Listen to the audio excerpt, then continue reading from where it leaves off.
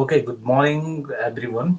Uh, to move further, today we are going to discuss a new chapter is named time series. ठीक है, analysis of time series. So, in the statical observations in statics, sometimes the statisticians make a correspondent with the government or with the agriculture sectors and some other fields. ठीक है, तो statics क्या है? एक multi dimensions field है जहाँ की आप किसी भी जगह में जाके स्टडी कर सकते हैं। ठीक है, वहां पे आप यूजफुल हो सकते हैं उसके लिए। तो उसी कॉन्टेक्स्ट में हम एनालिसिस करते हैं टाइम सीरीज के बारे में। आपने कई बार जैसे सुना होगा कि साफ मूडीज ने जो है एक एनालिसिस दिया है या मूडीज ने एक रेटिंग दी है इंडिया की कि अब आने वाले साल में इंडिया की कितनी वो रहने वाली है, जीडीपी रहने वाली, डेवलपमेंट रेट क्या रहने वाला है, एम्प्लॉयमेंट का रेट क्या रहने वाला है, अनएम्प्लॉयमेंट का क्या रहने वाला है। ठीक है, फार्मा सेक्टर कितना परसेंट से ग्रो करेगा, एग्रीकल्चर कितना सेक्टर से ग्रो करेगा। तो ये सारी की सारी चीजें जो हम पढ़ते हैं वो एनालिसिस ऑफ टाइम सीरीज के बेसिस पे पढ़ते हैं।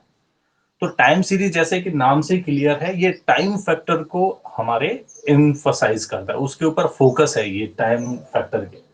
तो statics time series deals with the change over a period of time. ये क्या है? एक सर्टेन टाइम पीरियड के हिसाब से चेंज होने वाली चीजें हैं। एक टाइम पीरियड के हिसाब से चेंज होता है कि आप मतलब कितने टाइम में क्या कौन सी चीजें जो है क्या हो जाएंगी, इंक्रीज होगा या डिक्रीज होगा। जैसे कि हम कहें कि अभी आने वाले 5 साल में सपोज मैं किसी फर्म में मैनेजर हूँ या मेरी कोई फर्म है, तो मैं ये कोशिश करूंगा कि आने वाले 5 साल में मेरी फर्म कितना ग्रो करेगी, तो उसकी सेल कितना होगा या उसका प्रॉफिट कितना होगा। ये सारी चीजें जो है हम टाइम सीरीज के अकॉर्डिंगली डिनोट करते हैं। तो टाइम सीरीज क्या है? ए सेट ऑफ ऑर्डर्ड ऑब्जर्वेशन, यानी कि एक ऑर्डर्ड वे में हमने कोई ऑब्जर्वेशन लिया है। तो यहीं पे आप इसकी क्वालिटी भी देख सकते हैं। क्या है? एक तो ऑर्डर्ड वे है, यानी कि एक पर्टिकुलर सिंक्रोनाइज वे में है, असेंडिंग ऑर्डर, डिसेंडिंग ऑर्डर या जो भी होगा। अगर चीजें किलोमीटर में हैं तो किलोमीटर में होंगी, लीटर में है तो लीटर में होंगी, एक यूनिट ऑफ मेजरमेंट होगा हर किसी चीज का। तो एक सेट ऑफ ऑर्डर ऑब्जर्वेशन है, ऑर्डर्ड ऑब्जर्वेशन है। और द क्वांटिटेटिव यानी क्वांटिटी में हो, जो ग्राम, किलोग्राम, मीटर, किलोमीटर, क्विंटल, ठीक है, जो भी है ये इस चीज में हो, कोई या कोई परसेंटेज हो या कोई न्यूमेरिकल वैल्यूज होनी चाहिए। Quantitative variables taken as a successive point in a time. ठीक है, एक पर्टिकुलर मतलब कंटिन्यूएशन में होना चाहिए, सक्सेसिव होना चाहिए। 1 साल, 2 साल, 3 साल, 4 साल, या आप अगर डेटा करें तो 1 साल का, फिर तीसरे का, फिर पांचवें का, फिर सातवें का, एक पर्टिकुलर ऑर्डर वे में अगर आपने कोई डेटा इकट्ठा करा है, कोई एक डेटा आपने लिया है, point in time is called time series. तो उसको हम कहते हैं टाइम सीरीज। तो time series in terms of year, month, hour, day, ठीक है, इसमें हम टाइम को क्या करते हैं? रिप्रेजेंट करते हैं। ओके, तो अब हमें क्या करना है इसमें टाइम सीरीज में? जैसे कि हम ये नॉर्मली टाइम सीरीज का हम जो यूज करते हैं वो इकोनॉमिकल कंडीशन में करते हैं, इकोनॉमी में करते हैं। टाइम सीरीज का जो मोस्टली यूज है वो इकोनॉमी है। ठीक है, आप किसी भी इकोनॉमी की ग्रोथ रेट निकाल सकते हैं।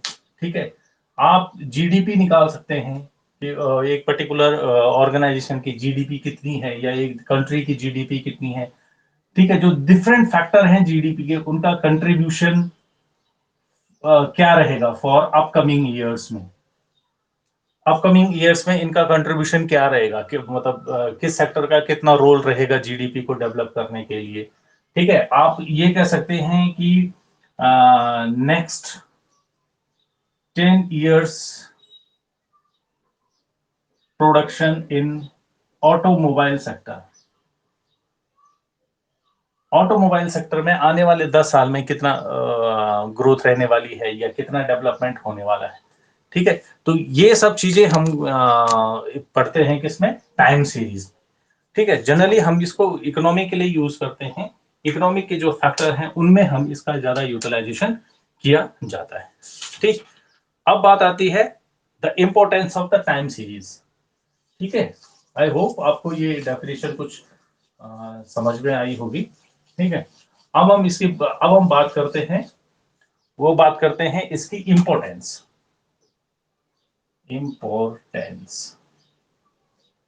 तो जैसे कि मैंने आपको पहले बताया है कि टाइम सीरीज को जो है वो टाइम बेस्ड है, नाम से ही क्लियर है उसका।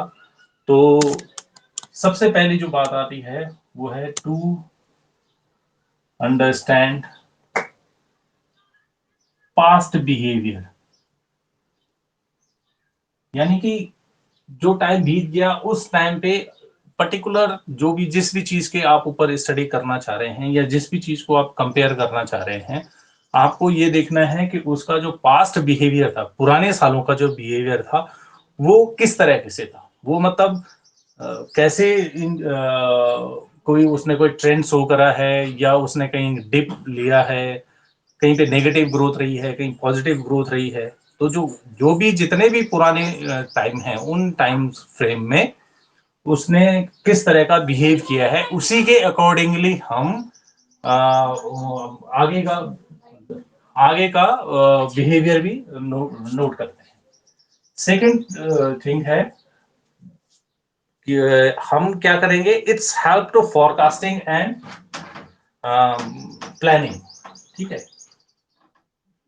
हेल्प्स टू फोरकास्टिंग यानी कि फ्यूचर फोरकास्टिंग, और उसके हिसाब से मेक प्लानिंग, उसके हिसाब से हम क्या प्लानिंग बनाएंगे, ये चीज आपको हेल्प प्रोवाइड करवाएगा टाइम सीरीज। ठीक है, कि आपको फ्यूचर में किस तरह से अपनी ग्रोथ को बढ़ाना है, कौन से फैक्टर का आपका नेगेटिव इम्पैक्ट जा रहा है, तो आप उसका पॉजिटिव इम्पैक्ट निकालने के लिए क्या कोशिश करेंगे, अपनी सेल्स को बढ़ाएंगे या किस तरह से कौन से साल में आप प्रॉफिट में जाएंगे। ये जैसे हम क्वेश्चन करेंगे तो हमें थोड़ा सा और क्लियर होना शुरू हो जाएगा कि एक्चुअली में टाइम सीरीज करती क्या है। ठीक है, तो दो इसकी क्वालिटीज हैं, to understand the past behaviour, यानी कि जो पुराना बिहेवियर है उसका, पिछले सालों से जो एक्टिविटीज होती आ रही है उनके थ्रू जो भी काम हो रहा है, पास्ट बिहेवियर है। And to help for the forecasting. ठीक है, फॉरकास्टिंग के लिए यानी कि फ्यूचर प्लान के लिए क्या होगा। ठीक, और एक तो वेल नोन है कि टू हेल्प कंपैरेटिव एनालिसिस। ठीक है, कंपैरेटिव एनालिसिस की हेल्प करने के लिए हमें आप इसकी जरूरत पड़ जाएगी। ठीक है, हम कंपेयर कर सकते हैं किसी दूसरी ऑर्गेनाइजेशन की जो पास डेटा है उनको लेके, और फिर हम उसमें क्या करें, टाइम सीरीज अगर हम लगाएं तो हमें पता लग जाएगा कि हमारी ग्रोथ रेट क्या रहने वाली है, इनकी ग्रोथ रेट क्या रहने वाली है, और मैं इनको कहाँ अचीव कर सकता हूँ। तो ये इंपॉर्टेंस है कुछ टाइम सीरीज की, कि टाइम सीरीज के ऊपर जो भी हम काम करेंगे आगे आने वाले टाइम पे, तो वो किस तरह से आपके बिहेवियर को चेंज करेगा, या किस तरह से किसी ऑर्गेनाइजेशन के सेल्स है उसके जो एक्सपेंसेस हैं या उसका प्रॉफिट है, या सपोज दैट हम बात करें कि साहब बारिश का बिहेवियर फोरकास्टिंग, कि लास्ट ईयर किन किन कंडीशन के अकॉर्डिंगली कितनी बारिश हुई है, और इस साल हम उन्हीं चीजों को, उन्हीं थिंग्स को रीड करने के बाद हम ये जानने की कोशिश करेंगे कि इस साल कितनी बारिश हो सकती है या नहीं हो सकती है, या बाढ़ आने की कितनी संभावनाएं हैं, या अर्थक्वेक आने की कितनी संभावनाएं हैं, कौन कौन सी कंडीशंस होती हैं जिन कंडीशंस को ऑब्जर्व करके हमें एक लमसम टाइम पीरियड बता दें कि इस समय जी ऐसा होने वाला है। ऐसा क्यों बोला गया कि एवरी 100 ईयर्स के बाद एक पैंडेमिक आता है, तो वो कहीं उन्होंने स्टडी तो किया होगा ना। आज हर कोई कह रहा है ना कि 100 साल बाद इतनी इस तरह की आपदा आई है, इससे पहले कभी आई थी, जैसे इस समय को कभी हैजा आया था, तो वो सारी चीजें क्या है वो स्टडी की जाती है। ठीक है, और वो आपको टाइम सीरीज ही बताता है कि जी अब ये वाला टाइम आने वाला है, ऐसा हो सकता है, इट मे बी चेंज। ठीक है, अब सबसे पहले बात आती है कि जब हम टाइम सीरीज निकालते हैं तो उसमें फिर वेरिएशन क्यों आ रहा है। ठीक है, वेरिएशन का क्या है, एक तो पीरियड है कि आप कितने पीरियड का ले रहे हैं। ऑब्वियस है कि कल जो थे वो आज नहीं होगा, कल रुपए की वैल्यू क्या थी, आज रुपए की वैल्यू क्या है। ठीक है, अभी पता चला 2 साल पहले 20 रुपए किलो आटा था, आज के दिन 28 रुपए किलो आटा है, आने वाले नेक्स्ट ईयर हो सकता है 30 हो जाए, उसके बाद वो बढ़ेगा ही, कम नहीं होगा। ठीक है, तो वो एक चेंजेस हम देखते हैं कि आपका चेंज किस तरह। तो टाइम सीरीज में नॉर्मली हम ग्राफिकल प्रेजेंटेशंस यहाँ पे शो करेंगे। ठीक है, यहाँ कुछ वैल्यूज पुट होंगी, यहाँ कुछ वैल्यूज पुट होंगी, यहाँ तक आपको डेटा दिया होगा। इसी ट्रेंड में आप इसी ट्रेंड को आगे बढ़ाएंगे तो आप बोलेंगे कि जी इस ईयर में अब हम यहाँ पहुंचने वाले हैं। ठीक है, जनरली हम कुछ इस तरह से इसमें भी शो करते हैं, ग्राफिकली प्रेजेंटेशन भी देते हैं। एक फॉर्मूला है, उसके बेसिस पे हमें टाइम सीरीज की वैल्यू निकालनी पड़ती है। ठीक है, तो टाइम सीरीज के एक लॉन्ग एक हो गया। जैसे हम अच्छा हम टाइम की बात कर रहे हैं, तो टाइम में दो फैक्टर आपके इंपॉर्टेंट हैं। ठीक है, जिन्होंने कि आपको परेशान करना है। सबसे पहले है आपका लॉन्ग टर्म। क्या हम लॉन्ग टर्म की बात कर रहे हैं या फिर हम शॉर्ट टर्म की बात कर रहे हैं? दो तरह के term, long term and short term. ठीक, कंपोनेंट्स ऑफ टाइम सीरीज में जब हम जाएंगे तो वहां पे हमारे पास दो ही कंपोनेंट, क्योंकि टाइम अपने आप में एक कंपोनेंट्स है, तो उसके एक लॉन्ग टर्म हो गया, एक हो गया शॉर्ट टर्म। अब जो लॉन्ग टर्म है, उस लॉन्ग टर्म में जो हम एनालिसिस करेंगे, ठीक है, वो किसी और बेसिस पे करेंगे, और शॉर्ट टर्म के लिए कोई हम दूसरा मेथड यूज करेंगे। दोनों के लिए हम अलग अलग मेथड यूज करने वाले हैं। ठीक है, तो जो लॉन्ग टर्म है उसके लिए हम सबसे पहले यूज करेंगे हमारा स्केलर ट्रेंड। ठीक है, उसके लिए हम यूज करेंगे स्केलर ट्रेंड,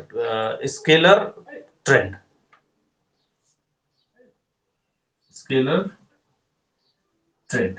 ठीक, दूसरा हम यूज करेंगे साइक्लिक फ्लक्चुएशंस। साइक्लिक, एक हो गया स्केलर, यानी कि स्केलर हम डॉटेड दिखाएंगे और फिर उसके बाद हम उसको एग्जैक्ट उस पॉइंट पे पहुंच जाएंगे जो कि इन फ्यूचर हमें चाहिए। और दूसरा है साइक्लिक, कोई ऐसी चीज है जो पर्टिकुलर टाइम 10 साल 20 साल 25 साल के बाद होती है, यानी कि जो उसका सर्कल है वो कंप्लीट होता है। ठीक है, तो उसको हम साइक्लिक बोलते हैं। तो ये हो गया साइक्लिक,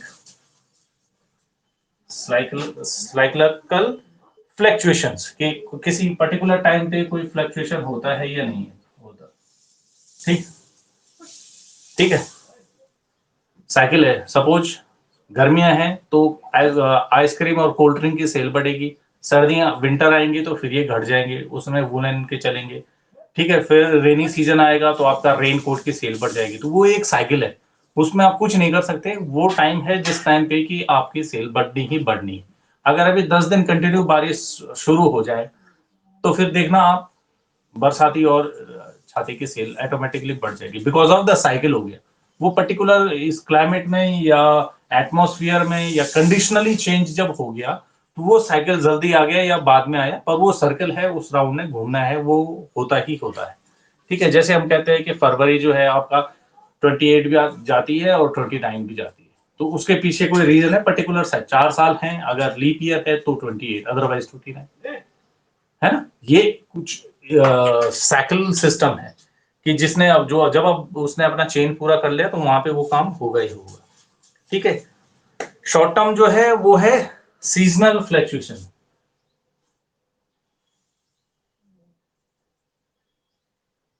सीजनल फ्लक्चुएशन यानी कि वो सीजन के अकॉर्डिंग, गर्मी सर्दी बरसात, जो मैं अभी बता रहा था आपको। शॉर्ट टर्म में एक है इरेगुलर, यानी अचानक से कोई चेंजेस आ गए माहौल में।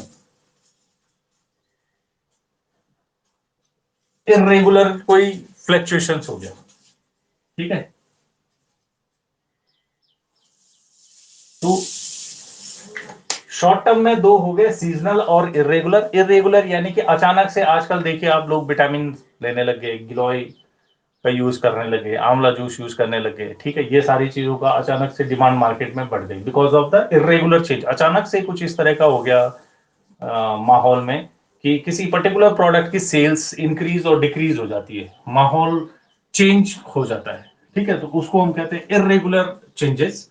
ठीक है, लॉन्ग टर्म के लिए हमने यूज करना है scalar and cyclic, short term के लिए सीजनल एंड इरेगुलर। ठीक, और इन दोनों के लिए एक कॉमन फैक्टर भी हम यूज करते हैं, और उस कॉमन फैक्टर को कहते हैं रेगुलर फ्लक्चुएशंस।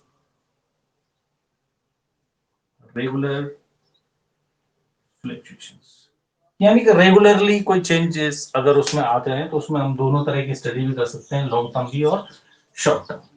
ठीक है, दोनों तरह की चीजों से हम उस चीज की स्टडी कर सकते हैं। ठीक है, तो सबसे पहले हम जो स्टडी करेंगे वो हम करेंगे अपना स्केलर ट्रेंड की स्टडी करेंगे।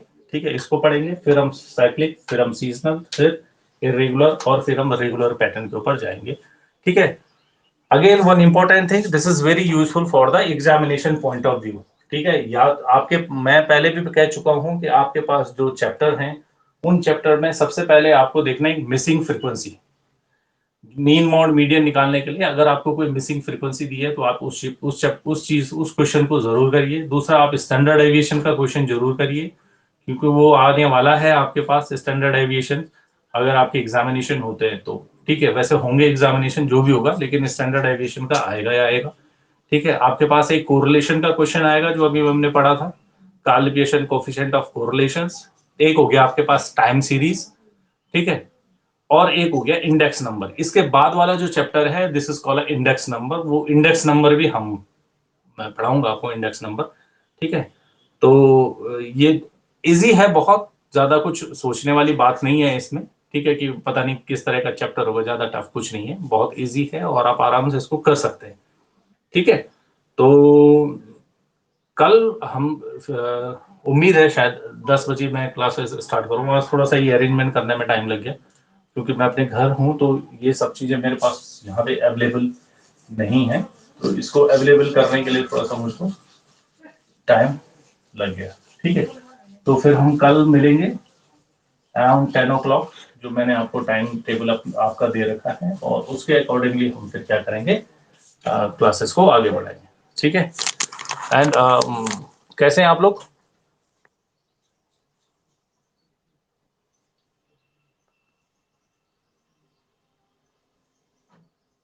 ठीक है, चलो फिर, ओके, टेक केयर।